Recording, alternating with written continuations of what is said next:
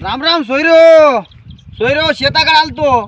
आता शेताकडे बी यावं लागते, पेरपटका मारावं लागते, ढोरायचं चारा करावं लागते, पाणी करावं लागते, शेण काढावं लागते, दूध काढावं लागते. आता हे आपल्या पाचवीला पुंजलेलेच काम होतं. माझं मला एक म्हणायचं आहे सोयरो. सोयरो आता आरक्षण भेटलं, सगळं व्यवस्थित झालं. आता जे लोक म्हणजे गावात बसून गाणी करू लागले की नाही, जे आरक्षणाला विरोध करू लागले बघा, आरक्षणाला विरोध करू लागले, जाऊ लागणाऱ्याला जाऊ देणार गेले, नांदणारीला नांदू देणार आणि पळणारीला पळू देणार बघा असलं लोक.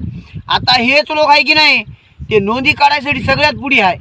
जे लोक विरोध करू लागले त्या लोकांच्या रांगाला पहिला नंबर आहे, नोंदी काढालेत. मग आज्याची असल, पंजाची असल, त्याच्या बापाच्या आज्याची असल, लागले आहे ना कामाला, काढायला सुरू केले नोंदा. मग त्या लोकायला मला सांगायचं आहे, तुमचं आण खायचं तोंड होतं की गु खायचं होतं बापू. तेव्हा म्हणतानी समाजाला तुम्ही पाठबळ देणार गेल्या, तेव्हा समाजामधल्या कोणाला चांगलं म्हणणार गेल्या. आरक्षणाला जाणाऱ्या पोरायला आहे की नाही तुम्ही बोटं घालायचं काम करू लागल्या. मग आता नोंदी काढायला मात्र सगळ्यात पुढे या. अरे काय तुमच्या माणसाची अवलादी होता की नव्हता? असं राहणार आहे बापू, असं जमणार. समाजासंग राहावं लागते, समाजाचंच गावं लागते. तुम्ही समाजासंग राहणार गेल्या आणि समाजाचं वेगळ्याच गाऊ लागल्या. काय म्हणालो मी, आता कसं नोंदी काढा पुढे पळा वाटालंय, आता कसं आरक्षण पाहिजे वाटालंय. तेव्हा आरक्षणाची गरज नव्हती, आता आरक्षण पाहिजे काय म्हणजे तुम्हाला काय करावं, गुवा चपली बुडवाव आणि तुमच्या तोंडावर 2-2 चपल्या माराव, तेव्हा तुम्ही गाणं म्हणजे वाटावर येता. जाऊ द्या किती केलं तर आमचेच व्हा म्हणून उगं जाऊ द्या वाटालंय.